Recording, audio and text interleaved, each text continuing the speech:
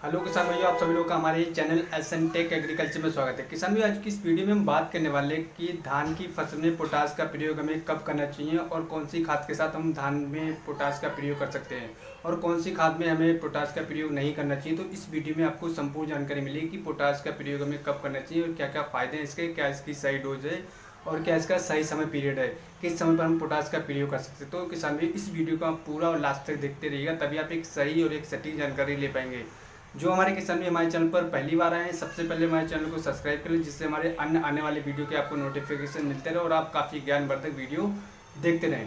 तो आइएगा हम शुरू करते हैं। किसान भाइयों, आप सभी लोगों का पता होता है कि हमें गबोज अवस्था में पोटास का प्रयोग करना चाहिए, लेकिन किसान भाइयों आपको एक बात का बिल्कुल नहीं पता है कि आपका आपको कौन सी खाद का प्रयोग इस अवस्था में नहीं करना चाहिए। काफ़ी हमारे किसान भी गलती करते हैं कि इस अवस्था में काफ़ी सारी ऐसी खादों का प्रयोग कर देते हैं जिसका प्रयोग हमें नहीं करना चाहिए और कौन सी खाद का प्रयोग करना चाहिए। तो इस वीडियो को आप पूरा अंत तक देखते रहिएगा, इसकी बिल्कुल मत करिए किसान भाइयों, नहीं तो आप एक सही और एक सटीक जानकारी नहीं ले पाएंगे, क्योंकि अगर आप थोड़ा सा भी स्किप कर देंगे किसान भाई तो आप बहुत बड़ी हानि आपको होने वाली। तो इस वीडियो को आप पूरा और अंत तक देखते रहिएगा, तभी आप एक सही और एक सटीक जानकारी ले पाएंगे। किसान भाइयों, गबोजे की अवस्था में जब हमारी बाली एक दो निकलने वाली होती है तो उस समय पर हमारे किसान भाई पोटास का प्रयोग करते हैं, लेकिन कुछ हमारे किसान भाई गलती करते हैं कि उस समय पर कुछ और खाद का प्रयोग करते हैं जिसका प्रयोग आपको नहीं करना चाहिए। तो ऐसी कौन सी खाद है जिसका प्रयोग नहीं करना चाहिए किसान भाइयों? आपको इस समय पर पोटास का हम प्रयोग क्यों करते हैं किसान भाइयों? क्योंकि हमारी जो बाली गबोज अवस्था में होती है, उस समय पर हमारी बाली निकलने वाली हो, तो उस समय पर हमारी जो धान की फसल होती है उस समय पर हमें फास्फोरस एंड पोटास की सबसे ज़्यादा आवश्यकता होती है, क्योंकि हमारा जो दाना एक बाली निकलने में उसकी सहायता करती है और उसकी जो बाली होती है एक समान निकल के आती है। गबोजा हमारा एक समान हमारा धान पक करके आता है, गबोजे से धान एक बराबर निकल करके आता है। तो इस समय पर हमारी जो फसल है उसमें फास्फोरस एंड पोटास की आवश्यकता सबसे ज़्यादा होती है, लेकिन कुछ हमारे किसान भाई काफ़ी बड़ी गलती कर देते हैं कि यूरिया का प्रयोग कर देते हैं इस अवस्था में। तो किसान भाई आपको इस अवस्था में यूरिया का प्रयोग नहीं करना है। यूरिया का प्रयोग करने से किसान भाई ये होता है, काफ़ी हमारे किसान भाई यूरिया का प्रयोग कर देते हैं क्योंकि नाइट्रोजन की आवश्यकता नहीं होती है, हमारी धान की बढ़वार हो चुकी होती है। यूरिया जो होती है धान की बढ़वार के लिए सहायक होती है। जब हम इस समय पर हमारी धान की बढ़वार पूरी हो चुकी होती है तो आपको यूरिया का प्रयोग नहीं करना चाहिए, इससे हमारी जो फंगस होती है उसका भी लगने का खतरा बना रहता है। तो आपको यूरिया का प्रयोग नहीं करना है। तो किसान भाई इसके लिए आप एक काम कर सकते हैं कि आपके अगर आपकी धान की फसल में ग्रोथ अच्छी तरीके से नहीं हो पाई है, तब आप इसकी जगह पर डीएपी का प्रयोग कर सकते हैं, एसएसपी का प्रयोग कर सकते हैं। किसान भाई आप एसएसपी का प्रयोग कर सकते हैं, आप 40 से 45 किलोग्राम एसएसपी और उसके साथ में आपको पोटास का प्रयोग अवश्य करना है।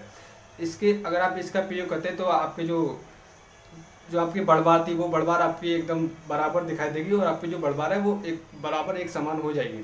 तो आप एसएसपी का प्रयोग कर सकते हैं, आप डीएपी का प्रयोग कर सकते हैं। डीएपी के साथ में आपको पोटास का 20 से 25 किलोग्राम पोटास का भी साथ में प्रयोग करना है। अगर आपकी धान की फसल में बढ़वार ठीक तरीके से नहीं हुई तब आप इसका प्रयोग कर सकते हैं। हम बात कर लेते हैं कि पोटास का। किसान भी अगर आप पोटास का प्रयोग करने के लिए, आप पोटास की पूर्ति करने के लिए दो तरह से पोटास का प्रयोग कर सकते हैं। एक तो आप दानेदार का प्रयोग कर सकते हैं, उसका छिड़काव कर सकते हैं, या फिर दूसरा हमारा किसान भाइयों ये है कि आप फोलियर स्प्रे द्वारा भी प्रयोग कर सकते हैं। स्प्रे द्वारा प्रयोग करने की मैं आपको किसान भाइयों बताऊँ तो आप 0050 का प्रयोग कर सकते हैं, आप एमओपी पोटास 25 किलोग्राम आप उसका छिड़काव कर सकते हैं, और या फिर आप स्प्रे कर सकते हैं। स्प्रे के लिए जो डोज की अगर मैं बात बताऊँ किसान भाई तो आपको 1.5 किलोग्राम पोटास एमओपी पोटास लेना, एनपीके 0050 लेना है और उसका स्प्रे आपको कर देना है।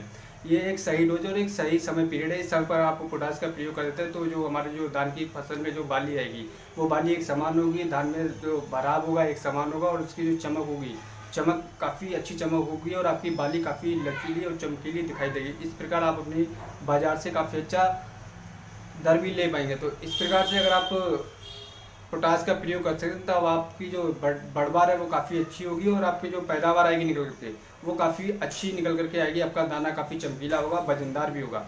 और इस समय पर आपको यूरिया का प्रयोग बिल्कुल नहीं करना है, क्योंकि किसान भाई यूरिया का प्रयोग करने से आपका जो खतरा है, जो फंगस का खतरा है, वो खतरा काफ़ी ज़्यादा बना रहता है। उसकी जगह पर आप डीएपी या फिर एसएसपी का प्रयोग कर सकते हैं। वो मैंने आपको पहले ही रोज़ बताई थी कि आप एसएसपी का 40 से 45 किलोग्राम प्रयोग कर सकते हैं, या डीएपी कर रहे हैं तो किसान भैया आपको 25 से 30 किलोग्राम डीएपी का प्रयोग करना चाहिए और उसके साथ में आपको एमओपी पोटास का अवश्य प्रयोग करना चाहिए।